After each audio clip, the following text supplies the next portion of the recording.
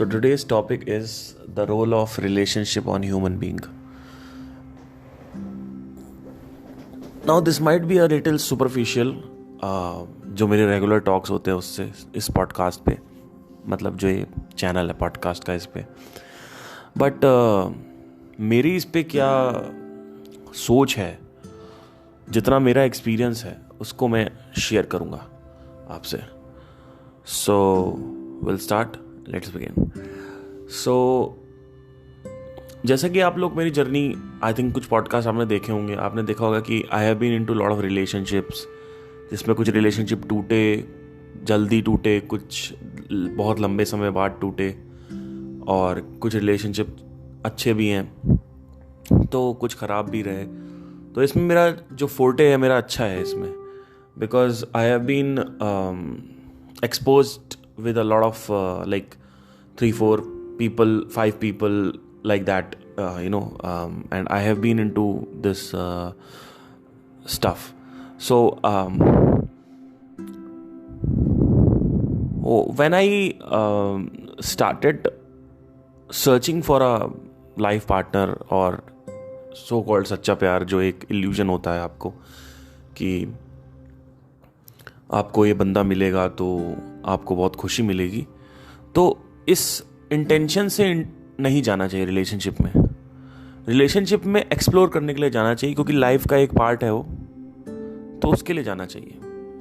और एक और बहुत बड़ी ब्रेक थ्रू पॉइंट है जो यहाँ पे समझने की ज़रूरत है आप सभी लोगों को, कि अगर आप आध्यात्मिक नहीं हैं प्रॉपरली, तो सेकंड बेस्ट ऑप्शन जो होता है वो रिलेशनशिप होता है. ठीक है, या तो कोई बहुत बड़ी वजह हो जिसमें आपका ध्यान पूरा का पूरा, आप सारी एनर्जीज वहां पे निकाल दो, जैसे एपीजे अब्दुल कलाम, रतन टाटा, तो या तो वो हो, और या तो फिर आप अगर पित्त प्रकृति की बॉडी है, हीट डोमिनेंट बॉडी है, जिसमें आपकी एनर्जीज बहुत ज़्यादा हैं और शरीर में गर्मी बहुत है, हीट डोमिनेंट बॉडी है, गुस्सा बहुत आता है, और बातचीत करने में आप लाउड हो, ठंडी तरीके से बात नहीं करते, ऐसे बात नहीं करते, हाँ बताओ तो कैसे हैं, ऐसे बात नहीं करते हो आप थोड़ा मर्दाना वे में बात करते हो, या फिर आप एक अगर लड़की हो तो आप स्ट्रांग हो, बोल्ड हो, और एनर्जी आपकी बहुत अच्छी है. तो ऐसे में एक रिलेशनशिप होना बहुत ज़रूरी है. आध्यात्मिक हो के भी रिलेशनशिप में जाया जा सकता है, ऐसा नहीं कि नहीं जाया जा सकता कि आध्यात्मिक हो गए, बट हाँ ये है कि आपके पास चॉइस हो जाती है कि जाना है कि नहीं जाना है. ये तो 100% तय है कि फिजिकल नीड के लिए आपको एक पार्टनर की ज़रूरत पड़ सकती हो अध्यात्म के बाद भी, लेकिन इमोशनल जो नीड है, जो ज़्यादा बड़ी और पावरफुल है, उसके लिए आपको नहीं ज़रूरत पड़ेगी. ये मैं आपको लिख के दे सकता हूँ.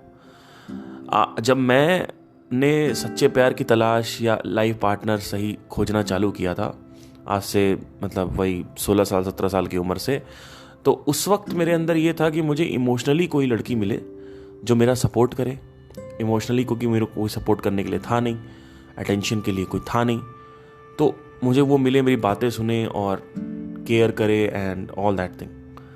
जब मैं स्पिरिचुअलिटी में एंटर हुआ तो इमोशनल पार्ट जो है वो तो गायब हो गया, बट फिजिकल पार्ट गायब नहीं हुआ. फिजिकल पार्ट इसलिए गायब नहीं हुआ क्योंकि फिजिकल एनर्जीज जो होती हैं वो जिसकी ज़्यादा होती है, तो वो उसको कहीं ना कहीं ये एक्सप्रेस करना ही होगा, चाहे वो अपना सेल्फ इंडल्ज हो उसमें, या फिर आप पार्टनर इंडल्जमेंट कर पाओ उसमें. तो you know what I am trying to say, मतलब सेक्स इधर masturbation, so it goes like that. So I have been into this game of relationship from quite like, जब से मैं छोटा था तब से ही हूँ, मतलब 15 साल की उम्र मेरी पहली गर्लफ्रेंड आ गई थी. I know it's ridiculous sometimes it sounds, but trust me, I was really alone. So and I had this sense of maturity from 13, so that's why she might like that, and she also told कि okay I also love you. She was my teacher. And she was 20-year-old, I was 15-year-old. Then there is this other girl जिसको मुझे पसंद आई, वो फिर उसके साथ नहीं चला, 3-4 महीने चला. फिर एक और लड़की थी. अच्छा, यूजली होता क्या था कि कई लड़कियां ज़्यादातर जो लड़कियां हैं वो कभी शादी के लिए कमिट नहीं कर पाती थी। यूजली ये होता था कि हाँ ठीक है चलेगा, और आई लव यू एंड शव यू एंड बढ़िया है, हाँ देखेंगे देखेंगे देखेंगे। जो लड़की आपको शुरू से बोल रही है ना कि हाँ हाँ बेबी देखेंगे, हाँ बाबू देखेंगे, तो समझ लो कि अभी टेंशन है कुछ। She is not sure with you, might she not tell you directly, but she is still not sure. और मुझे ऐसा लगता है पर्सनली, ये मेरी चॉइस है, डिपेंड करता है पर्सन टू पर्सन, मैं किसी पर सुपर इम्पोज नहीं कर रहा हूँ। ये मेरे कैरेक्टर, मेरे पर्सनैलिटी के हिसाब से मुझे ऐसा लगता है कि आप शुरू से, अगर आपको शादी करनी है तो आप शुरू से करके चलिए, बात करके चलिए। तो क्योंकि मैंने ये पास्ट में देखा है अपनी लाइफ में कि ये दिक्कतें होती हैं, और रिलेशनशिप पे आदमी चला तो जाता है, लेकिन जब शादी की बात आती है तो पीछे आदमी हट जाता है। उसके पीछे बहुत रीजंस होते हैं लड़कियों के। पेरेंट्स नहीं मानेंगे, कास्ट इशू, लड़के की जॉब अच्छी नहीं है और अच्छा लड़का मिल सकता है, ये सब दिमाग में होता है, बैक ऑफ द माइंड में उनके, कि अरे इससे क्या 40-50 हज़ार, अरे मेरे घर वाले तो करोड़पति दिला देंगे। तो इस तरीके की चीज़ें भी होती हैं। तो मैं नहीं कह रहा सबके अंदर होता है, मैं कई लड़कियां इतनी डेडिकेटेड होती है जिसकी कोई हद नहीं है, मतलब वो अपना सब कुछ कुर्बान करने के लिए रेडी हैं आपके लिए। तो ऐसी भी लड़कियां होती है, बट थोड़ा रेयर होती हैं। इट्स लाइक ऐसी स्पीशीज़ अगर सबको मिल जाए तो अच्छी बात है। और लड़कों का भी वाइस वर्सा है। तो यहाँ पे कोई जेंडर बायस्ड पॉडकास्ट नहीं है ये। इट्स लाइक टोटली टोटलिटी में देख रहा हूँ मैं दोनों को, ठीक है। बट होता क्या है कि एक चीज़ तो ये फैक्ट होती है कि लड़कियों के पीछे लाइन लगी होती है 15-20 लोगों की, और लड़के अगर हैंडसम भी हैं तो उनके इंस्टाग्राम पे कोई लाइन नहीं लगी होती। पर लड़की अगर डीपी अच्छी है और सुंदर है तो, और नहीं भी है, एवरेज लुकिंग भी है, तो भी उसके पीछे लाइन लगी होती है। तो ये बहुत बड़ा रोल है। और सुंदर है अगर, तब तो फिर तो और लंबी लाइन होगी, 100, 150, 50, लाखों। तो ये चीज़ होती है। तो लड़कियों के पास ऑप्शंस बहुत होते हैं चूज़ करने के लिए, बट ज़्यादा ऑप्शंस में आदमी फिर घूम जाता है और कंफ्यूज भी हो जाता है कि अट्रैक्ट होके किसी और से कर लिया, फिर पता चला ये कौन से रिलेशनशिप में आ गए, उसने धोखा दे दिया, है ना, ये होता है। तो सबका प्लस माइनस है। ऑप्शंस अगर ज़्यादा है तो भी प्लस है, माइनस भी है। ऑप्शन कम है तो भी प्लस माइनस है। तो टॉपिक ये है कि how should you choose the right life partner and what is the basis and foundation of relationship, which we are going to talk about. So I have been into a lot of relationships and like एक के साथ मेरा 1-1.5 साल चला था जो college वाला था। उसमें काफ़ी कुछ सीखा, बहुत कुछ सीखा जो मैं बताऊंगा आपको। और एक के साथ 3 साल पहले सबसे ज़्यादा मैं जो सीरियस होता किसी लड़की के साथ अगर, तो वही लड़की थी। आज से 3 साल पहले की बात है। I was into half way into spirituality, मतलब 2-3 साल हो चुके थे। And then I went into relationship, क्योंकि अंदर से डिज़ायर था कि अभी भी इसमें कुछ पड़ा हुआ है और कोई हो जो आपको ट्रीट करे, कंसोल करे, प्यार करे। वो एक होता है ना, जब तक वो एक्सप्रेस नहीं होता तब तक वो आप निकलता नहीं आपके अंदर से। ये एक बहुत खासियत है डिज़ायर की। अगर कोई भी वासना घर कर रखी है, कोई भी वासना, किसी भी तरीके की वासना घर कर रखी है आपके अंदर, कोई बर्निंग डिज़ायर है, कंपल्सिव डिज़ायर है, तो वो डिज़ायर आप सोच के नहीं ख़त्म कर सकते हो कि पार्थ सिंह ने बोल दिया है या किसी ने बोल दिया है, उन्होंने किसी मोटिवेशनल स्पीकर ने बोल दिया है तो मैं ख़त्म कर दूं। कि किसी ने बोला कि इन सब चक्करों में कुछ नहीं पड़ा है, हाँ, मैं फॉलो करता हूँ सर को, I idolise him, he is my inspiration, he is so amazing, so वो जो बोलेंगे मैं करूँगा। लेकिन मन आपके ऊपर हावी हो जाएगा और फिर आप कुछ नहीं कर पाओगे, राइट। तो अल्टीमेटली आपको रिलीज़ करना है। अगर आप एक लड़की हो, सुन रहे हो, और आपका कोई आज तक नहीं बना है, तो इसको सप्रेस मत करो कि जस्ट बिकॉज कि यू आर आध्यात्मिक। ये भी एक बहुत बड़ा एक इल्यूजन होता है कि आध्यात्मिक लोग नहीं जाते। नो फैप, यहाँ पे नो फैप, सेलिबेसी और ब्रह्मचर्य में डिफरेंस है। सेलिबेसी का मतलब है कि you are withdrawing from all the sexual pleasures, that is celibacy. वेराज जो ब्रह्मचर्य होता है, ब्रह्म मतलब होता है सोर्स ऑफ क्रिएशन, चरना मतलब होता है जो ब्रह्म को चरता है, जैसे घास चरना होता है, जैसे बकरी जो है वो घास चरती है। तो ब्रह्मचर्य जो ब्रह्म का सोच, जिसके एक्शंस ब्रह्म के लिए लगे हुए हों, तो वो होता है ब्रह्मचर्य। यहाँ पे लोगों ने उल्टा ले लिया इसको कि ब्रह्मचर्य का मतलब होता क्या है कि वो आदमी इतना ज़्यादा उस पर फोकस्ड होता है कि वो इन सब चीज़ों में नहीं पड़ता है। इसका मतलब ये नहीं कि वो अपने अंदर के डिज़ायर्स ख़त्म कर देता है, वो बस he is just like APJ Abdul Kalam, कि वो इतना ज़्यादा इन्वॉल्व था ब्रह्मा में समझने में कि वो इसमें टाइम ही नहीं मिला उसको ये करने का। इसका मतलब ये नहीं है कि ही वॉज इम्पोर्टेंट और he was not interested, it was not like that. Okay, so ब्रह्मचर्य का मतलब ये होता है, celibacy is different thing. Celibacy is like withdrawing from all the sexual play. That is called what you believe brahmacharya is, right? So you need to have a difference in these things. So now how to choose the right partner and what kind of partner you should choose. See, nobody can tell you, but there are some foundations. कुछ जड़ है जो मैं बताना चाहूँगा। जब मैं college वाला जो मेरा रिलेशनशिप था उसमें वो लड़की काफ़ी सुंदर थी, पर वो साइकोटिक थी थोड़ी सी। हुआ क्या कि वो कुछ भी ओवर डोमिनेट करती थी, मेरे को गालियाँ देती थी, माँ बहन, और कई बार तो हाथ भी उठा देती थी। तो कई बार उसने हाथ उठाया तो मुझे गुस्सा आया तो मैंने भी हाथ उठाया, क्योंकि जब आपको शर्म नहीं आ रही तो हमें क्यों शर्म आएगी। तो इस तरीके की चीज़ें होती थी, हमारी लड़ाइयाँ होती थी, फिजिकल और वर्बल अब्यूज़। और मज़े की बात यह है, जब उस लड़की की शादी हुई तो वो सुधर गई। तो मतलब वो मेरे साथ जो कर रही थी उसमें वो टोटली फ्री होके कर रही थी, जो वो चाहती थी वो कर रही थी। पर जब शादी हुई तब उसकी बोलती नहीं निकली उसके पति के सामने, तब माँ बहन उसके पति के सामने नहीं हुई, तब हाथापाई उसके पति के सामने नहीं हुई। क्यों? क्योंकि पति के साथ पूरा का पूरा खानदान इन्वॉल्व है, तो बेइज्जत नहीं होना चाहता कोई, कि अगर मेरे पति को कुछ बोला तो पूरे उसके खानदान को, मेरे खानदान को पता चल जाएगा, क्योंकि दो खानदान की शादी हो रही है, दो लोगों की शादी नहीं हो रही है। पर गर्लफ्रेंड बॉयफ्रेंड में पीछे जंगल में मोर नाचा किसने देखा, राइट? तो गर्लफ्रेंड बॉयफ्रेंड में क्या होता है, हाँ जो करना चाहो करो। तो उसके लिए मैं बहुत कुछ करता था, मतलब बहुत कुछ, मतलब रात रात में उसके लिए खाने ला रहा हूँ, वो बोल रही है हाँ यहाँ आ जाओ, उसको उठाने ले जा रहा हूँ, क्लास ले जा रहा हूँ, फिर वहाँ से उठा रहा हूँ, वहाँ लेके जा रहा हूँ बाइक से। मतलब एक ये कह सकते हो कि जैसे कॉलेज में आप देखते हो ना, लड़कियाँ एक गधे पाल लेती हैं, एक गधा जो अपने घोड़े पे बैठ के आ रहा है दैट इज़ कॉल्ड बाइक, ठीक है? तो एक गधा है वो अपने बाइक पे बैठ के आ रहा है, और एक गधा वो आ रहा है आपको पीछे बैठा रहा है, और उसके बाद आपको लेके जा रहा है, और गधों की तरह आपसे प्यार कर रहा है, और आपकी गालियाँ सुन रहा है, और आपकी मार सुन रहा है, और आपकी जो जुल्म है, जो ऐसी चीज़ें हैं, जो डिसरिस्पेक्ट है, वो आपकी सह रहा है। तो ऐसे गधे बहुत होते हैं, उनमें से एक गधा मैं था जब ये चीज़ स्टार्ट हुई, आज से like let's say 5-6 years back. So this used to happen. And तो उसके लिए कभी भी खाना मंगा रही है तो मैं रात में जा रहा हूँ, खाना लेके आ रहा हूँ, बोलती ये लेके आओ, तो जीरा राइस लेके आओ, तो जीरा राइस लेके आ रहे हैं भाई साहब पार्थ सिंह। उसके बाद उसके लिए सामान लें, तो मुझे ये था कि मुझे इसके लिए मतलब सब कुछ करना है जो ये चाहती है, बस ये मेरे को छोड़े ना, और मैं सब कुछ करता था। बहुत सारी ऐसी बात होती थी। ये लोग मतलब ये जो थी कि क्या करते थे कि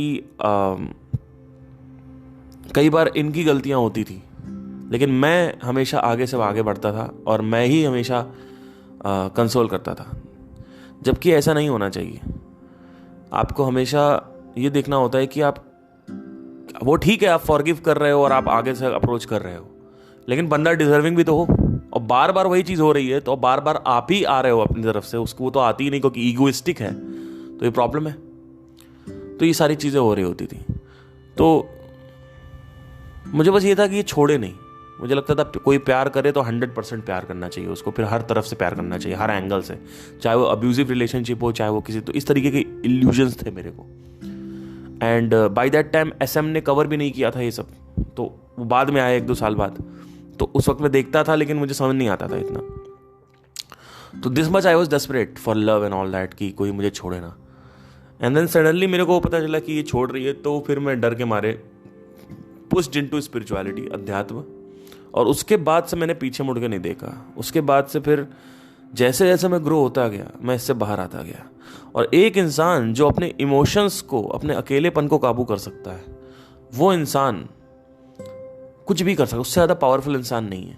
एक इंसान जो अकेले बैठ के रेस्टोरेंट में खाना खा सकता है, एक इंसान जो अकेले पार्क में बैठ के एंजॉय कर सकता है, उनसे भी ज्यादा जो दो लोग साथ में बैठे हैं, उनसे भी ज्यादा एक इंसान पहाड़ों के ऊपर जाके अकेले, बिना कोई है नहीं दूर दूर तक, चिड़ियों को देख सकता है, पेड़ों की जो महक है उसको सूंघ सकता है, जो हवा है ठंडी ठंडी वो आ रही है वो सूंघ सकता है, आसमान को खुला हुआ देख सकता है और उसको एडमायर कर सकता है, उसको प्यार कर सकता है, और देख के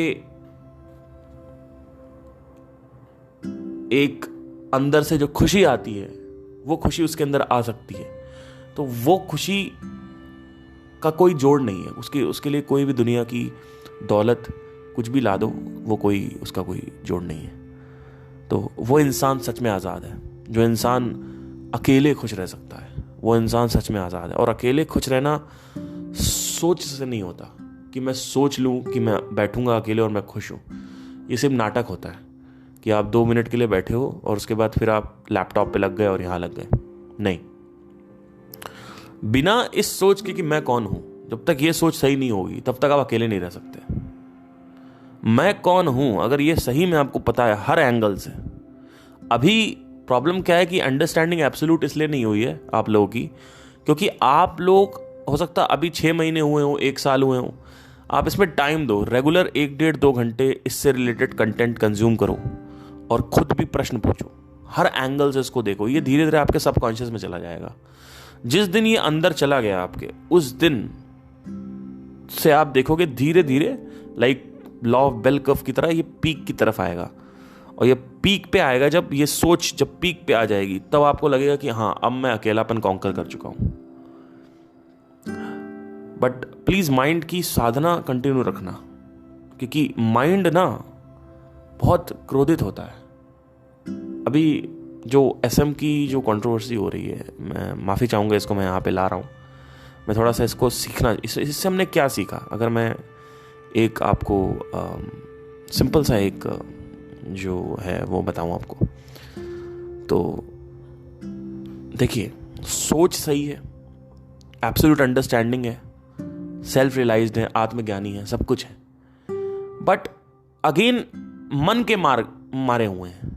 क्यों मन के मारे हुए हैं? सब कुछ सही होने के बाद एक आदमी जो सब कुछ जानता है, उसके बाद भी वो अपने ही फंडामेंटल्स को फॉलो नहीं कर पा रहा है, क्योंकि उसने जब सब कुछ समझ रखा है लेकिन वो फॉलो हो नहीं पा रहा है। क्योंकि इसलिए नहीं हो पा रहा है क्योंकि मन विचलित है, और मन के आगे किसी की नहीं चलती। मन एक ऐसी प्रकृति है जो आपको ओवर पावर कर लेती है। बुद्धि से मन को कंट्रोल नहीं किया जा सकता uncle. You can not control your mind. The mind needs something, you give that bone to the mind. आप वो उस माइंड को हड्डी दीजिए, उसके बाद माइंड चुपचाप कुत्ते की तरह जाके बैठ जाएगा। फिर वो कहेगा हाँ बताओ अब क्या करना है। लेकिन आपने ये कहा कि मैं हड्डी नहीं दूंगा और मैं समझाऊंगा उसको, तो फिर ऐसा नहीं हो सकता। ये it's just like a tiger, mind is just like a tiger. जब तक आप उस पले हुए डोमेस्टिक टाइगर को खाना दे रहे हो, तब तक आप उसके साथ रूम में बैठ सकते हो। आपने बचपन से उसको पाल रखा है, वो आपको जानता है, बैठ सकते हो।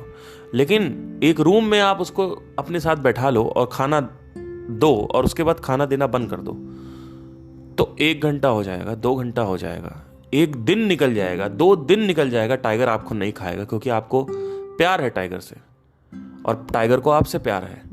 तो टाइगर आपको नहीं खाएगा। 2 दिन हो जाएगा, 3 दिन हो जाएगा, 4 दिन हो जाएगा, 5 दिन हो जाएगा, 7 दिन हो जाएगा, 10 दिन हो जाएगा, टाइगर नहीं खाएगा। लेकिन 12वें 13वें दिन से टाइगर सोचना चालू कर देगा, और 20वें दिन तक टाइगर आपको खा लेगा। लिख के रख लो, कोई चांस नहीं है कि आप बचोगे, खा लेगा। क्योंकि उसके जो इंस्टिंक्ट्स हैं वो उसके माइंड से ज्यादा उस पर हावी हो जाएंगे। उसको पता है कि मेरे मालिक है, मुझे नहीं खाना चाहिए, लेकिन वो फिर भी खाएगा, क्योंकि उसका नेचर ओवर पावर कर रहा है। ऐसे ही हमारा जो नेचर है वो ओवर पावर कर रहा है। मन क्रोधित हो जाता है। आपको छोटी छोटी बातें जो है वो नुकसान पहुंचाती हैं। छोटी छोटी बातें आपको माइंड करने लगते हो आप। इसने ये कैसे बोल दिया, उसने ये कैसे बोल दिया, इसने ये कैसे बोल दिया, उसने वो कैसे बोल दिया, इसने ये कैसे बोल दिया। कई बार मेरे को आते हैं कि आप म्यूज़िक कोर्सेज बेच रहे हो एंड आपको खुद ही कुछ नहीं आता, मेरे को लोग बोलते हैं, तो मुझे हमेशा ना मैं हमेशा बुक्स पढ़ता हूँ, तो वहाँ पे जो बड़े बड़े एंटरप्रेन्योर्स हैं जैसे रसल ब्रंसन है, ये वो, उन्होंने एक चीज़ बड़ी अच्छी बात बोली थी कि आपको पूरा गिटार नहीं सीखना है, आपको एक कॉर्ड सीखना है, और जब आप एक कॉर्ड सीख लेते हो तो उस एक कॉर्ड को सिखाने के लिए आप सक्षम हो और पैसे लेने के लिए सक्षम हो। आप ई माइनर सिखाओ, आपको सी मेजर नहीं आता है तो सी मेजर मत सिखाओ। वैसे ही अगर मैं कुछ बेच रहा हूं तो मुझे वो चीज़ आती है, अच्छे से आती है, इसीलिए मैं सिखा रहा हूं। अगर मैं म्यूजिक प्रोडक्शन का कोर्स बेच रहा हूं तो तुम ये क्यों सोच रहे हो कि मैं म्यूजिक प्रोडक्शन में सुपर प्रो हो जाऊं फिर तुमको सिखाऊं? अरे मैं बेसिक सिखा रहा हूं, मैं आज इंटरमीडिएट लेवल पे हूं तो मैं बेसिक सिखा रहा हूं अंकल। मैं इंटरमीडिएट भी नहीं सिखा रहा हूं, मैं आपको बेसिक सिखा रहा हूं म्यूजिक प्रोडक्शन। आपको मैं एडवांस थोड़ी सिखा रहा हूं। जब मुझे एडवांस हो जाएगा तो मैं आपको इंटरमीडिएट सिखाऊंगा, जब मुझे सुपर एडवांस हो जाएगा तो मुझे एडवांस सिखाऊंगा आपको मैं, तब मैं आपसे पैसे लूंगा, तब मैं सेल करूंगा चीजें। मुझे एक कॉर्ड आता है, मैं वो एक कॉर्ड सिखा रहा हूं आपको, मैं आपको पूरा नहीं सिखा रहा हूं। जो मुझे आता है मैं उसका पैसा ले रहा हूं। और ये बहुत बड़ी बात है। रसल ब्रंसन की मेरी बात जब ये मैंने पढ़ी उनकी बुक में, ट्रैफिक सीक्रेट्स में, तो मेरे परकच्चे हिल गए। मैंने कहा ये तो मैं काफ़ी टाइम से सोच रहा हूँ। अगर आप ये सोचोगे कि मैं सुपर प्रो हो जाऊँ और सब कुछ सीख जाऊँ, उसके बाद मैं फिर सेल करूँगा, मार्केट करूँगा, तो वो कभी आएगा नहीं पॉइंट। इनफैक्ट उन्होंने ये बोला था जब मैं क्लिक फनल स्टार्ट कर रहा था, आज से 12 साल पहले की बात है, तो उस वक्त मैंने सोचा था कि मैं उस वक्त डॉक्यूमेंट करूं अपने पॉडकास्ट, जब मुझे कुछ नहीं आता था। क्योंकि उस वक्त से अभी तक अगर लोग मुझे सुनते तो एक जर्नी होती, उनको और मोटिवेशन आता। आप डॉक्यूमेंट कर रहे हो अपने नॉलेज को, अपने एक्सपीरियंसेस को। आप ये नहीं कह रहे हो कि ये सही है, ये गलत है। क्योंकि सही गलत क्या है? आज जो आपको सही लग रहा है हो सकता है कल गलत लगे, क्योंकि आपकी ग्रोथ हो गई। तो इस तरीके से चीजें होती हैं। तो ओवरऑल जो पर्सपेक्टिव है वो समझने की कोशिश करो। मन को कुछ चाहिए पहले, वो जब मिल जाता है उसको, तो उसके बाद फिर वो नहीं करता है। तो ज्ञान से मन को कंट्रोल नहीं किया जा सकता। Just because you are thinking कि you can understand the mind, if you have really understand the mind, really, then you must also have understood कि it needs something, and that is the amrit which it needs.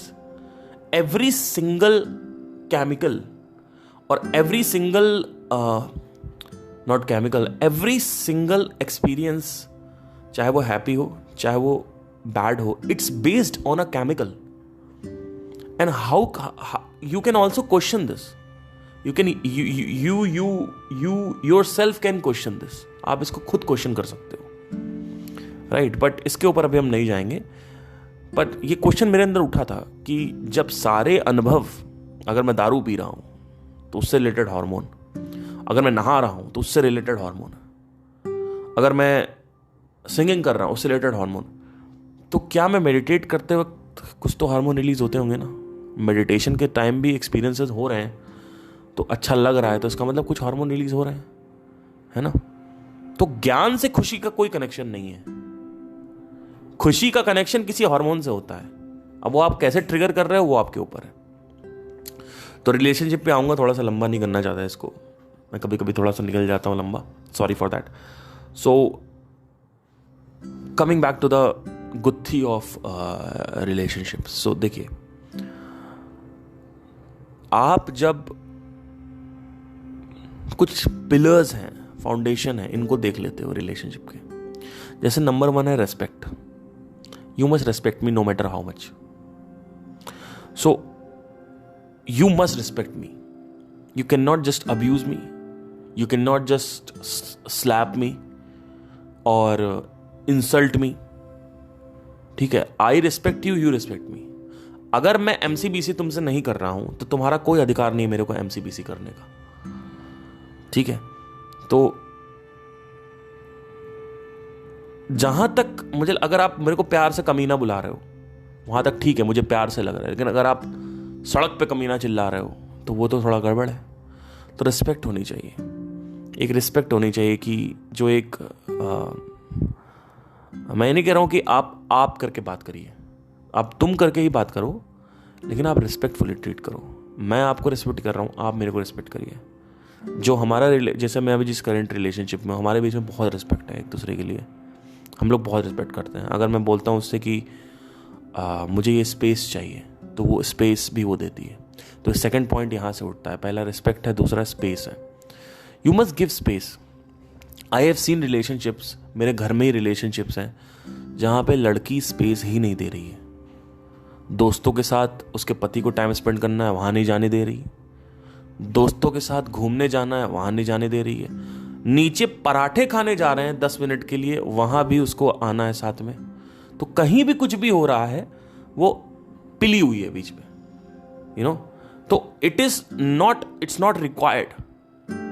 Required कि आप basically space काट दे किसी का, क्योंकि जो personal space होता है वो फ्रीडम की तरह होता है, वो कनेक्टेड होता है फ्रीडम से। It's like freedom only. आप अगर किसी का स्पेस ले रहे हो तो आप उसकी फ्रीडम ले रहे हो। आप पूरे टाइम चाहते हो बात करे वो फ़ोन पे, आप पूरे टाइम चाहते हो कि वो कुछ करे ना, क्या कर रहा है मुझे रिपोर्ट करता रहे। ऐसे मैंने घोंचूस देखे हैं जो क्या करते हैं, basically they just talk about all these things. What they do is they just talk about, okay who is this, yeah, sorry for that. So they just talk about all the time with each other and not giving space. फिर लड़ाइयाँ हो रही हैं, उनको पता ही नहीं लड़ाई क्यों हो रही है। रिलेशनशिप में स्पेस बहुत ज़रूरी है। अगर आप एक इंसान के साथ पूरे टाइम रहने लगते हो, स्पेशली शादी के बाद ये होता है कि पूरे टाइम वो आ रहे हैं और एक रूटीन बन गया है रिपीट पे, तो थोड़ा सा स्पेस देना बनता है। जैसे हमने डिसाइड किया है, मैं और जो मेरी गर्लफ्रेंड है उसने, कि हम क्या करेंगे कि मेरा जो इफ़ वी गेट मैरिड, तो हमारा जो रूम है वो अलग रहेगा, दोनों का पर्सनल रूम्स। तो उसमें क्या होगा कि ये होता है कि आप अपना रूम, कभी मूड ख़राब है आप अपना रूम बंद कर लो, हम अपना रूम बंद कर लेंगे। एक ही रूम में रहना और एक ही साथ गचर वो जो चीज़ होती है, वो स्पेस, वो ज़रूरी है। चाहे वो फिजिकल स्पेस हो, चाहे वो मेंटल स्पेस हो, ये दोनों स्पेस ज़रूरी है। किसी को डोमिनेट नहीं करना चाहिए, ओवर पावर नहीं करना चाहिए उसको। वो आपका पति है, आपकी पत्नी है, आपका गुलाम नहीं है वो। तो इस तरीके की चीज़ें आपको समझनी होती है। जब आप ऐसे समझते हो तो आपको समझ में आता है कि अच्छा हाँ, क्योंकि वो भी इंसान है, उसको भी बाहर जाने दो, दोस्तों के साथ घूमने दो। उसको भी किसी के साथ, अगर वो दोस्त है उसका, उसके साथ मूवी जा रहा है तो उसको जाने दो। मूवी दोस्त के साथ जा रहे हो और ये कमेंट आ रहा है कि उसी के साथ तुम्हें घूमना है, मुझे तो कभी मूवी लेके जाते ही नहीं हो और मुझे तो घुमाते ही नहीं हो, तो मैं तो बच्चा ही देखती रहती हूँ, मैं तो घर ही देखती रहती हूँ। अरे तो तू बच्चा देखती रहती है तो वो भी तो 9-9 घंटे काम कर रहा है ना। तो इस तरीके से समझना होता है, आपको देखना होता है कि अच्छा ठीक है ये हो रहा है ये, और कहीं अगर कहीं ओवर डोमिनेट वो फिर भी कर रही है, नहीं समझ रही है, तो आपको थोड़ा सा एंगर लाना पड़ता है वहाँ पे। आपको तो बोलना पड़ता है कि देखिए ये चीज़ आप कर रहे हो सही नहीं है, पर वो फिर भी कर रही है, तो आप फिर वहाँ पे लड़ाइयाँ होती हैं। और ये बहुत डेली लाइफ का पार्ट है लड़ाइयाँ रिलेशनशिप में। इस लाइक कि महीने में 2-3 बार हो रही है, 4 बार हो रही है, और छोटी छोटी बातों पर लड़ाई होती है। तो लड़ाइयाँ नॉर्मल है रिलेशनशिप में। ऐसा नहीं है कि कोई रिलेशनशिप है जिसमें लड़ाई ही नहीं है ना। होते होंगे ऐसे एक्सेप्शंस, पर आज के अगर ज़माने में एक रियलिस्टिक वे में देखा जाए तो लड़ाइयाँ बहुत नॉर्मल हैं, और जहाँ लड़ाई होती है वहीं प्यार होता है। अगर अंडरस्टैंडिंग है कि हमें रिलेशनशिप को बचाना है, तो अगर आपको यही है कि मैं सही हूँ और तू गलत है, ये मैं सही तू गलत, और ईगो में पड़ना है, तो इसमें फिर कोई नहीं होता। आप दोनों ने लड़ाई करी, 2 घंटे बाद दोनों का माइंड शांत हुआ, आप चुपचाप जाके सॉरी बोल दो या वो सॉरी बोल दें, है ना। तो इससे एक और पॉइंट निकल के आता है कि सॉरी की अप्रोच आपकी तरफ से रहे तो ज़्यादा बेटर है, क्योंकि आपके लिए रिलेशनशिप ज़्यादा इंपॉर्टेंट है ना। आपके लिए ये इंपॉर्टेंट नहीं है कि मतलब कि यू नो कौन जीता कौन हारा, छोटे बच्चों की तरह। तो सॉरी आप बोल रहे हो, लेकिन हैविंग सेड दैट, इसका भी बैलेंस्ड होना चाहिए। ये नहीं कि आप पूरे टाइम आप ही सॉरी बोल रहे हो और वो कभी बोलती ही नहीं है, ये भी नहीं होना चाहिए। कि किसी को आदत होती है अभी लड़ाई हुई यही आके सॉरी बोलेगा, है ना, 1 साल से तो बोल रहा है सॉरी, क्या दिक्कत है।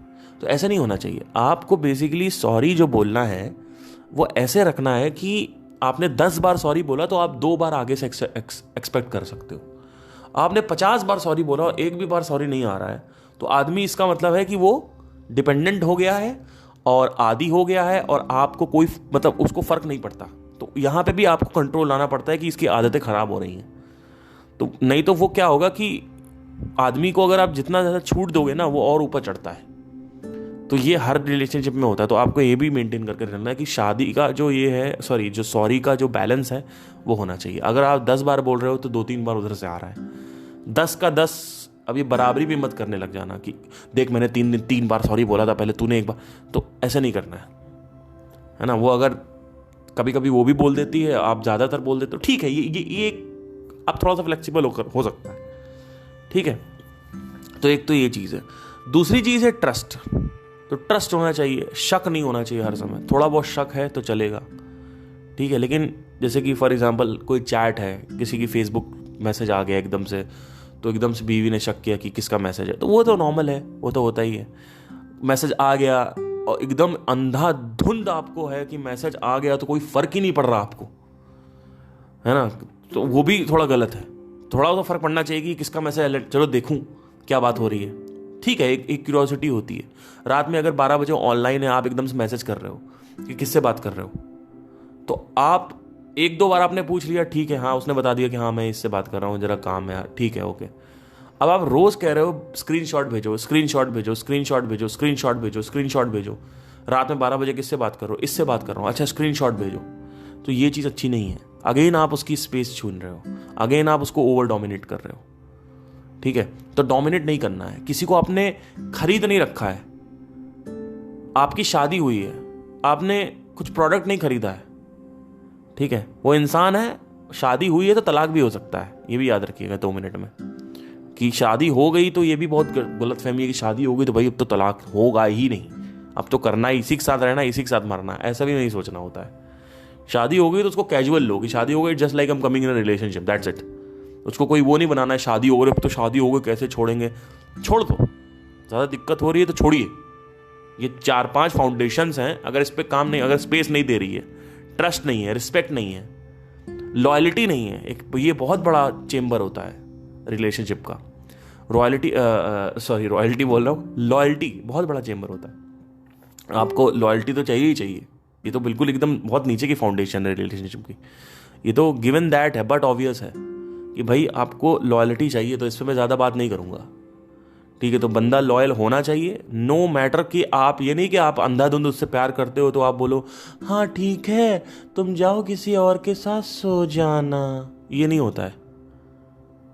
कि आप प्यार करते हो तो हाँ हाँ ठीक है 1-2 के साथ सो जाओ, क्योंकि मैं तुम्हें इतना प्यार करती हूँ कि तुम 1-2 के साथ सो भी जाओ ना तो तुम्हारी जो खुशी है वो मेरी खुशी, ऐसे नहीं होता, ठीक है। आप घोंचू, प्यार का मतलब ये नहीं है कि आप कुछ भी बोल दो करने के लिए, ठीक है।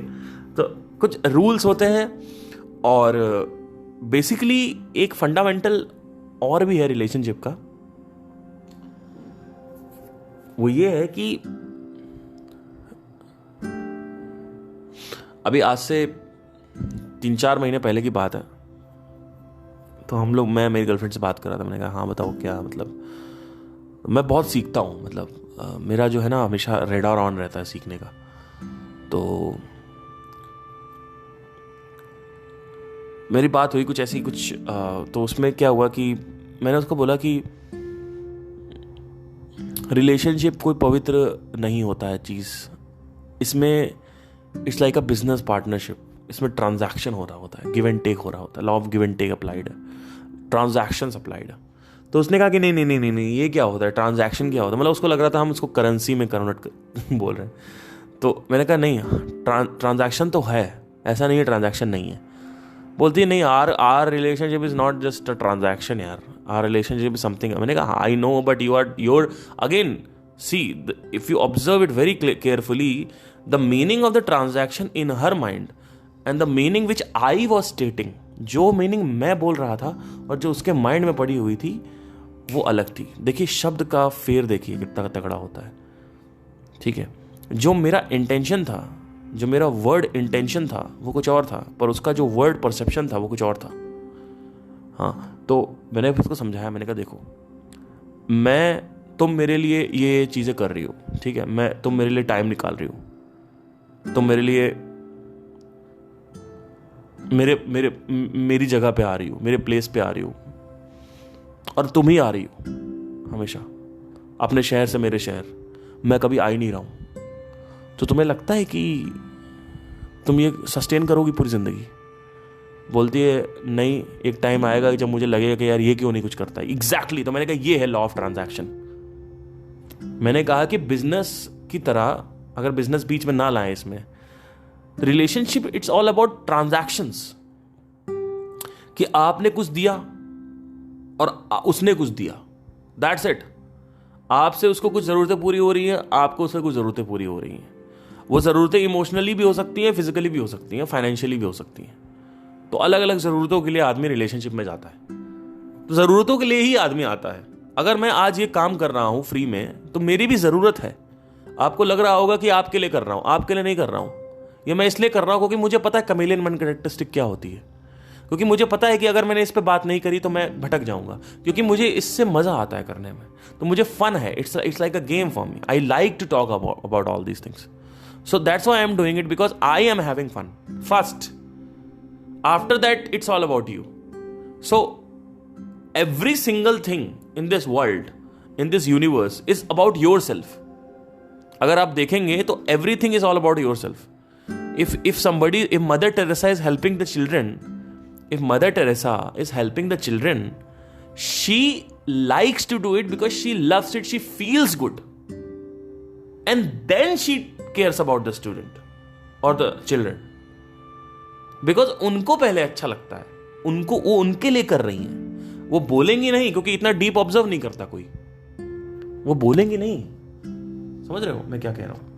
तो ऐसे आपको देखना होता है। अगर आप ऑब्जर्व करोगे, आप जो भी एक्शंस करते हो, चाहे वो अगर आप 2 रुपए भी किसी भिखारी को दे रहे हो, तो फील गुड सेंसेशन हो रही है अंदर, उसके लिए दे रहे हो। अगर आपको पैसा देते ही खराब लग रहा है तो आप कभी पैसा दोगे ही नहीं। तो इस तरीके से समझना होता है। अगर आप चैरिटी दे रहे हो तो वो फील गुड सेंसेशन है, ये नहीं कि आपको दुनिया का उद्धार करना है, वो बात की बात है। पहले आप अपने लिए कर रहे हो। पर इसमें एक बैलेंस होता है सेल्फ सेंटर्डनेस में और सेल्फिश में। यू नो, सेल्फिश मतलब होता है कि आप दूसरे की फीलिंग के पीछे, इसको वो बोलते हैं नार्सिसिस्टिक अप्रोच, कि आप नार्सिसिज्म में चले गए हो, आप ज्यादा ही कुछ सेल्फिश हो गए हो। आप दूसरों की फीलिंग आप एम्पैथाइज नहीं कर पा रहे, आपके अंदर एम्पैथी नाम की चीज खत्म होती जा रही है। तो इसको नार्सिसिज्म बोलते हैं, नार्सिसिस्टिक पर्सनैलिटीज बोलते हैं इनको। ये टोटली अपने बारे में सोचते हैं और अपने आप को गलत नहीं बोलते कभी। वो बोलेंगे कि इसने किया। जैसे मेरी जो पहले एक जो एक्स थी, वो बस उसको ब्लेम कभी अपने ऊपर नहीं लेना था। ऐसा आपने लड़कियां देखी होंगी जो अपने ऊपर ब्लेम नहीं लेती हैं, कहीं दूसरे के सामने देंगी, मेरा ईगो ना हर्ट हो, मैं अपने आप को बचा रही हूँ। भले ये एथिकली सही नहीं है, मोरालिटी के हिसाब से सही नहीं है, लेकिन मेरे हिसाब से तो वो अपने ऊपर ब्लेम नहीं लेती थी। वो गलती करती भी थी, और ये मेरी उनकी गलती है, उसने किया। अरे भाई तेरी गलती है, एक्सेप्ट कर। नहीं, एक्सेप्ट नहीं करूंगी मैं, तो चल आगे बढ़, मेरे साथ नहीं रह पाएगी तू। मेरा सिंपल सा रूल है, जो मेरे पर्सनैलिटी के साथ मैच होता है वो रहेगा, चाहे वो हायरिंग में हो, चाहे वो पर्सनल लाइफ में हो। मैंने जब बैंड हायर किया था अपना, तो शुरू में बड़ी दिक्कतें आई थी, लोग छोड़ के चले जाते थे। मतलब मैं पैसे डालता था, उसके बाद 3-4 महीने जैम्स हुए, शोज हुए, छोड़ के चले गए।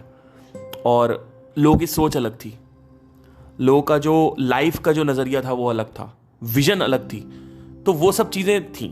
टैलेंट 6-7वें नंबर पे मैं काउंट करता हूँ। सबसे पहले आपका आता है डिसिप्लिन कैसा है, कि आप किसी इवेंट को मैं अगर दे रहा हूँ तो आप पहुँच रहे हो कि नहीं पहुँच रहे हो। अगर आप नहीं पहुँच रहे हो, आउट। फिर वो आप मेरे म्यूजिशियंस मेरे से आके बोलते हैं कि हम टैलेंटेड तो हैं, बट आप तो हमारा टैलेंट देखो और आपने हमें काम नहीं दिया। अरे तेरे को काम तब मिलेगा जब तू पंक्चुअल होगा, तब होगा काम। तो इस तरीके की चीज़ें होती हैं। दूसरी नंबर पे ये चीज़ होती है कि आपका बात करने का एटीट्यूड कैसा है, कि आप अंदर से मेरे ऊपर तो क्वेश्चन नहीं उठा रहे हो।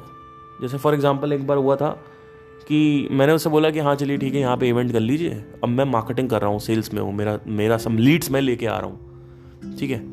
तो मेरे से बोल रहे हैं कि उस बंदे ने बोला मेरे से कि अच्छा सबका कितना आएगा, सबको कितना दे रहे हो। मैंने कहा तुमसे क्या, सबको कितना दे रहे हैं, आपको कितना मिल रहा है, आपको नहीं मिल रहा, सही से आप बताइए, आपको कितना मिल रहा है आप वो बताइए, आपको प्रॉब्लम है आप वो बताइए, आप ये क्यों पूछ रहे हो मैं और सबको कितना दे रहा हूँ, ठीक है। अच्छा फिर एक बार ये भी क्वेश्चन उठा कि आप ज़्यादा कट क्यों लेते हो। मैं ज़्यादा कट इसलिए लेता हूँ कि मैं सेल्स एंड मार्केटिंग भी कर रहा हूँ, तो मैं कट इसलिए ले रहा हूँ ज़्यादा, मेरा लीड है, मेरी कंपनी है, तो मैं ऑब्वियसली ज़्यादा कमाऊँगा। तो इस तरीके की चीज़ें होती हैं। तो वो आप तो ये समझते नहीं है, जो जितने भी संगीतकार हैं ये समझते हैं, उनको लगता है टैलेंट ही सब कुछ है। एक बार मैं ऐसे ही गया, एक फीमेल थी, वोकलिस्ट थी, उसको लेके हम गए थे लुधियाना, और वहाँ पे हमने होटल 5 स्टार होटल सब क्लाइंट ने दे रखा था सब कुछ, and all that, everything was nice, and she was there and she told there was some argument happening कि कपड़े क्यों देखते हैं ये लोग, आवाज़ देखें ना, टैलेंट देखें ना, हुनर देखें ना, कपड़े क्यों देखते हो। मैंने कहा तेरा बॉयफ्रेंड, मैंने उसको समझाया, मैंने कहा सुन, पहले उसको मैंने प्यार समझाया, मैंने कहा भाई देखो ऐसा नहीं होता है।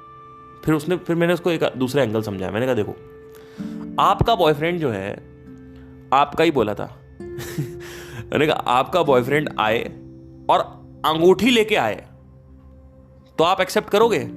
बिल्कुल एक्सेप्ट करूंगी, शादी तो करनी है। मैंने कहा हाँ ठीक है, लेकिन आपका बॉयफ्रेंड अंगूठी तो लेके आए, लेकिन जैसे ही आप उस अंगूठी का जो पैक है, जो डिब्बी है, वो खोलोगे, उसके अंदर मैगट्स हो, मैगट्स, और अंगूठी बीच में पड़ी हो। मैगट्स मतलब होता है जो लाश को खाते हैं ना, जो इंसेक्ट्स होते हैं वो लाश को खाते हैं, तो वो अगर आसपास पड़े हो और पूरी की पूरी सड़ी पॉटी लगी हो, ऊपर नीचे पॉटी लगी हो, तो आप उसका जो प्रपोजल है वो एक्सेप्ट करोगी। कहती है नहीं। मैंने कहा क्यों नहीं करोगे। कहती है कि गंदा गंदा कितना है। मैंने एग्जैक्टली मैंने कहा डायमंड है, रिंग है, करोड़ों की रिंग है। मैं कह रहा हूं कि तुमने बहुत भयंकर कैरेट का डायमंड दे रखा है, लेकिन फिर भी उसकी वैल्यू गिरी क्योंकि पैकेजिंग सही नहीं है, ठीक है। तो इस तरीके से समझना होता है। तो हुनर तो है, वो चौथे 5वें नंबर पे आता है मेरे लिए। तुम कह रहे हो कि मैं कपड़ा नहीं सही पहन के आऊंगा, तो भाई तुम आउट हो, मैं नहीं कर सकता तुम्हारे साथ काम, सिंपल है। तो पैकेजिंग बहुत इंपॉर्टेंट होती है कि आप कहीं भी जा रहे हो, किस तरीके से आप कपड़े पहन रहे हो, आप वैल्यू दे रहे हो उसको, तो वो मेरी वैल्यू से मैच अगर नहीं करता है तो मैं हायर नहीं करूंगा। मेरे को अगर आप क्वेश्चन करोगे कि आप ज्यादा क्यों ले रहे हो, तो उस पर भी मैं हायर नहीं करता ऐसे लोगों की। वो जो क्वेश्चन कर रहा है वो आगे भी क्वेश्चन करेगा, वो एक बार क्वेश्चन नहीं करता फिर वो। तो इस तरीके की चीज़ें होती हैं। तो मैं हमेशा ऐसा रखता हूँ कि मैं थोड़ा सा मेरे साथ ये है कि मैं किसी से लड़ता नहीं हूँ। मैं जब मतलब अभी आपसे लग रहा होगा कि मैं थोड़ा सा हाइपर होके या मतलब थोड़ा सा बोलूँ, पर मैं ऐसे लड़ता नहीं हूँ वहाँ से। मेरा सिंपल सा रूल है कि मैं सीधा बात ही नहीं करता। अभी मैं एक रोड पे जा रहा था, कल परसों की बात है, एंड एक गिटारिस्ट जा रहा था। तो मैंने कहा लेट्स, रात की बात है, रात के 12 बजे की बात है, मैं भी आ रहा था किसी शो से, और मैंने उसको रोका। मैंने कहा हाँ भाई क्या क्या टेंशन है, मतलब कहाँ से ये वो। तो बोला कानपुर वामपुर से है एंड ऑल दैट, सब कुछ बढ़िया था and everything was going fine. And मैंने कहा हाँ सही है। तो उसका एक कमेंट से मुझे उसकी पूरी पर्सनैलिटी झलक में आ गई। जब उसने ये बोला, पहले तो बात हुई, सब कुछ सही था, तो उसने कहा मेरे पास 17 गिटार है मेरे रूम पे, मेरे पास ये है, मेरे पास वो है, मतलब मैं तो ये बजाता हूँ, मैं वो बजाता हूँ। मैं सोच रहा हूँ एक इवेंट मैनेजर हायर कर लूँ और उसको अपने अंडर में रखूँ। इवेंट मैनेजर को ये अपने अंडर में रखेंगे। आप देखिए, बात सुनिए, ये इवेंट मैनेजर को एक सिंगर अपने अंडर में रखेगा। इवेंट मैनेजर को अपने अंडर में रखूँ, उसको बोलूँ देख कट ले और मेरे को मैनेज कर। इस तरीके का एटीट्यूड था उसका।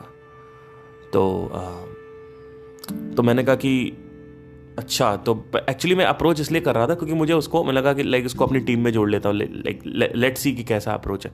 तो मैं पहले एनालाइज करता हूँ बिहेवियर, एटीट्यूड, बात करने का तरीका, जब मैं कुछ बात कर रहा हूँ तो रिप्लाई कैसा आ रहा है। तो ये सब चीज़ें मेरे साथ होती, क्योंकि टैलेंट वगैरह से मैं हायर नहीं करता। 7, 8, 9 नंबर पे आएगा मेरे लिए। वो पहले ही आएगा कि आप मेरे साथ पर्सनैलिटी मैच हो रही है कि नहीं हो रही, नहीं तो फिर कॉन्फ्लिक्ट हो सकता है। तो उसने ये सब होने के बाद भी मैंने उसको फॉलो किया इंस्टाग्राम पे, और 3 दिन हो गए अभी, 3 दिन, उसका अभी तक फॉलो बैक नहीं आया। एक बंदा आया है और आपको फॉलो किया, उसका फॉलो बैक नहीं आया। नॉट बिकॉज कि मुझे फॉलोअर्स चाहिए, मुझे गेन चाहिए, मुझे ईगो हर्ट हो रहा है, not because of that, he didn't follow because he was not caring enough and he didn't care, मतलब तो I have to unfollow him. तो मैंने तो उसको अगले ही दिन अनफॉलो कर दिया, क्योंकि उसने कोई फॉलो उस वक्त भी नहीं किया और अगले दिन भी नहीं किया। तो इस तरीके की चीजें होती हैं। तो जब वो आदमी आपको इज्जत ही नहीं कर रहा है, वैल्यू नहीं कर रहा, तो आगे उसके साथ काम कैसे होगा? नॉट बिकॉज कि ये गलत सही है, इट इज जस्ट दैट कि ये मेरा काम है करने का। तो ये होता है रिलेशनशिप का एक दूसरा साइड। मैं रिलेशनशिप सिर्फ लड़कियों के या रिलेशनशिप जो ये रोमांटिक रिलेशनशिप उस पर बात नहीं कर रहा हूँ, दूसरे जो रिलेशनशिप्स होते हैं उस पर भी मैं बात कर रहा हूँ आपसे। तो ऐसे समझना होता है। तो एक तो ये होता है कि आप रोमांटिक रिलेशनशिप में जब जा रहे हो तो आप स्पेस दे रहे हो, ट्रस्ट है, लॉयल्टी है और रिस्पेक्ट है, ये सब कुछ है, सब कुछ चल रहा है, ठीक है। इसके बाद एक और बहुत फंडामेंटल चीज होती है, वो होती है अंडरस्टैंडिंग, ठीक है। अंडरस्टैंडिंग होनी चाहिए कि आप सेल्फ ऑब्सेस तो नहीं हो पूरे टाइम, आप सेल्फिश ऑन बेड हो, आप सेल्फिश ऑन डेली लाइफ हो, डेली लाइफ में भी आप सेल्फिश हो, उसके लिए आप खाना बना ही नहीं रहे हो, आप बस ये सोच रहे हो मुझे ये सब्जी पसंद तो मैं बना रही हूं हमेशा। आप बेड पे भी सेल्फिश हो, आपको ये पता है ये पसंद है तो आप वैसे ही कर रहे हो, उसका आपने कोई प्रायोरिटी रखी ही नहीं, उसके जो डिज़ायर है, उसके जो गोल्स हैं, उस पर आपका कोई ध्यान नहीं है। हो सकता है उसको गिटार बजाना हो, वो नहीं बजा पा रहा है तो आप उसकी कुछ हेल्प कर लो, या नहीं बजा पा रही है तो आप उसका हेल्प कर सकते हो कुछ। आपने कभी इस पे ध्यान नहीं दिया, आप अपने पे ही रहते हो कि आपको घूमना है, आपको बड़ा बनना है, आपको करोड़पति बनना है, आपको प्रमोशन चाहिए, आपको ये करना, आपको आप मैं आपका ज़्यादा स्ट्रांग है। रिलेशनशिप में ना मैं नहीं होना चाहिए, हम होना चाहिए, ठीक है। तो कभी कभी क्या होता है कि रिलेशनशिप में आप जब साथ में रहते हो तो खराब लगता है, मज़ा नहीं आ रहा होता है, which is totally fine, you need to accept that. और मैं हमेशा बोलता हूँ कि कभी कभी जैसे मेरी जो गर्लफ्रेंड है वो बोलती है स्पार्क खत्म हो रहा है। मैंने कहा देखो हमारा ऑलरेडी 1-1.5 साल हो गया है, अभी स्पार्क तो अब कहाँ से, मतलब क्या स्पार्क होगा? फिर कभी कभी बोलती है आज तो बड़ा स्पार्क है। मैंने कहा ऐसे ही होता है, ये जब हनीमून फेज 6 महीने के बाद खत्म होता है तो शुरू में 6 महीने का स्पार्क ही स्पार्क होता है, पूरे दिन स्पार्क होता है, सुबह स्पार्क होता है, शाम को स्पार्क होता है। लेकिन 6-7 महीने बाद जो स्पार्क है वो कभी कभी आता है, कभी कभी नहीं आता। कभी कभी आप डेटिंग करोगे तो आपको अच्छा लगेगा, कभी कभी आप वही सेम डेट, वही सेम रेस्टोरेंट, वही सेम डिश, वही खाना, उस समय आप दोनों को अच्छा नहीं लग रहा होता है। आपको लग रहा होता है उस दिन की जो डेट थी वो अच्छी थी, पर आप ये एक्सपेक्ट करो कि डेटिंग हमेशा अच्छी हो, हम जब भी घूमने जाए हमें मजा आए, उसी लेवल पे आए, ऐसा नहीं होता है। Life is all about ups and downs, it is all about law of bell curves. So curves होते हैं टक टक टक टक ऊपर नीचे, जैसे वो हार्ट बीट के जो कर्व्स होते हैं वैसे। तो ऐसे ही होता है, कभी मजा आता है कभी नहीं आता, कभी मजा आता है कभी नहीं आता, कभी मजा आता है कभी नहीं आता, कभी मजा आता है कभी नहीं, ऐसे ही होता है। आप ये एक्सपेक्ट करोगे हमेशा मजा आए तो ये प्रॉब्लम है। दूसरी चीज ये, कई लोग और भी लोग होते हैं जो सिर्फ पूरे टाइम पार्टनर के साथ रहते हैं ना, उनका और कोई लक्ष्य नहीं है, कोई गोल नहीं, दूसरा कुछ, एक दूसरे के साथ ही घुसे हुए हैं। तो ऐसे लोग भी बड़ी जल्दी ऊब जाते हैं। तो अब सवाल ये आता है कि how should you choose a life partner, what kind of life partner you should choose. See basic fundamentals जो मैंने आपको बताया ये तो होने चाहिए, अंडरस्टैंडिंग, लव, ट्रस्ट, रिस्पेक्ट, इसमें आपको कॉम्प्रोमाइज नहीं करना है।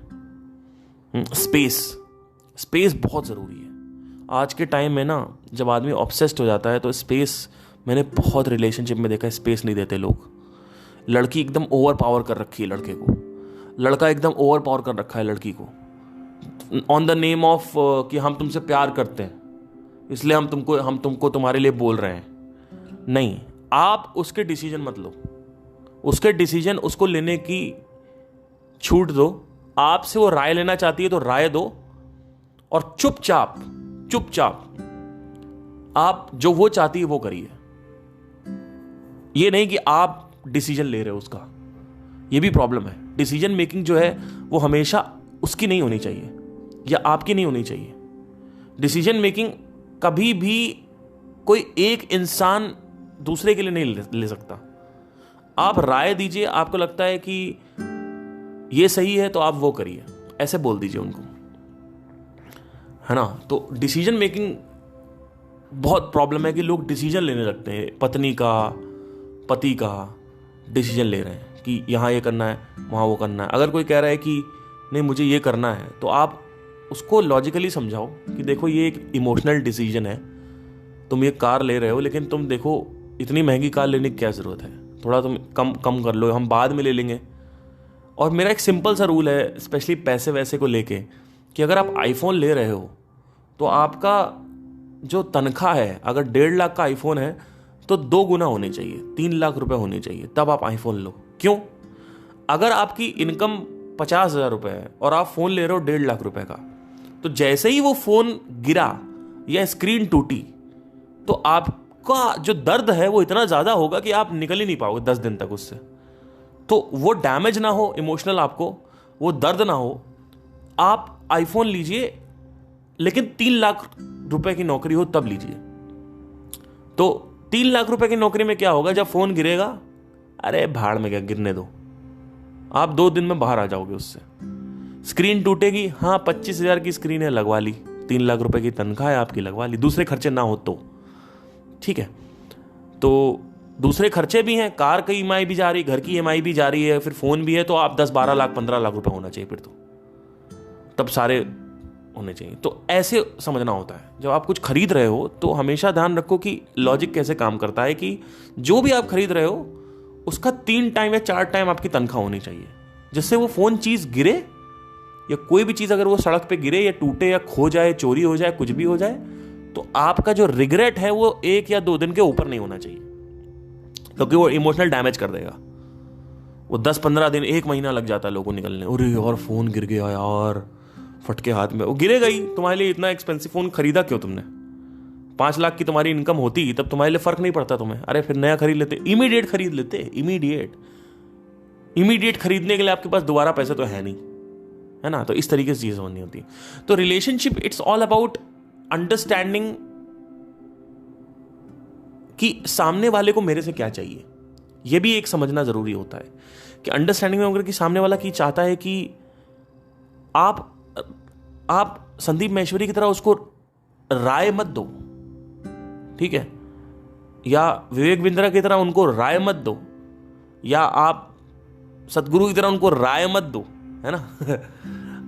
कभी कभी क्या होता है, आदमी सिर्फ ईयर्स चाहता है, कान चाहता है, सुनने, लिसनर चाहता है। एक बात की बात है, एक मेरी अभी बंदी थी, वो बात हो रही थी उससे, और फ्रेंड है वो ऐसे ही,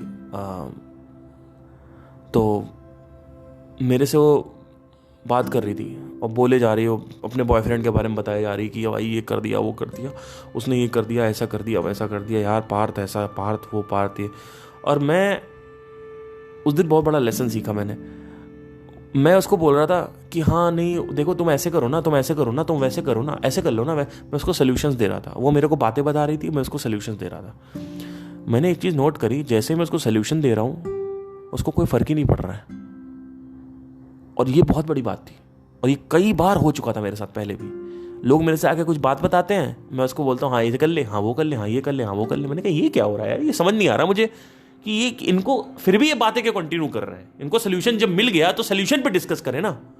फिर मुझे समझ में आया ये मेरा इंटेंशन है। उसको लिसनर चाहिए, उसको सुनने के लिए, बड़बड़ करने के लिए कोई चाहिए। वो चाहती नहीं है, उसको, उसके पास है सोल्यूशन, उसको लिसनर चाहिए। तो आपको ये जज करना होता है कि आपकी वाइफ को जब वो बात कर रही है तो लिसनर चाहिए, या फिर उसको सच में कोई समाधान चाहिए। समाधान चाहिए कि जब तो वो डायरेक्ट क्वेश्चन पूछेगी आपसे कि बताओ मुझे क्या करना चाहिए। तो इस तरीके से आपको, और फिर आप उसको जवाब दोगे, तो आप वो जैसे जवाब दोगे तो वो फिर और आगे और डिस्कस करेगी उसी क्वेश्चन को। लेकिन जैसे ही जवाब दिया आपने और वो फिर से कुछ बड़बड़ करने लगी, तो आप समझ जाओ कि अब वो ये बताना नहीं चाहती है, बट उसको फिर से लिसनर चाहिए उसको फिर से सुनने वाला चाहिए। तो ऐसे समझना होता है चीज़ों को।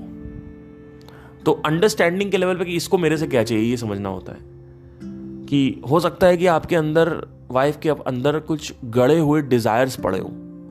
बचपन में उसको सिंगिंग करना था, अब उसकी शादी पापा मम्मी ने करा दी, तो आप किसी तरीके से वो डिज़ायर्स एक्सप्रेस करवाइए।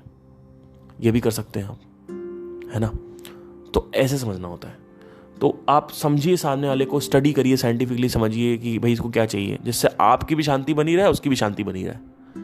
ठीक है। और अगर कोई डोमिनेट कर रहा है तो चुपचाप बोल दीजिए उसको कि देखो मुझे पसंद नहीं है कि जब मैं दोस्तों के बीच में बैठा हुआ हूं तो तुम बीच में आके दोस्तों के बीच में बैठ जाओ और मेरे को दोस्तों से बात नहीं करने दो। मैं दोस्तों के साथ मूवी नहीं देखने जा सकता, मैं दोस्तों के साथ घूमने नहीं जा सकता, तुमको लेके जाऊं, तुम्हारे ही साथ रहूं, तुम्हारा ही सर खाऊं, पूरे टाइम जहां तुमको जाऊं, नीचे हगने जाऊं तो तुम्हारे साथ जाऊं, पानी पूरी दोस्तों के साथ खाने जाऊं तो तुम्हारे साथ जाऊं, मुझे भी लेके चलो, कहाँ जा रहे हो, मैं तो बच्चे संभाल रही हूँ, तुम ऐसे कैसे कर सकते हो, मैं नहीं, मेरे को लेके चलो।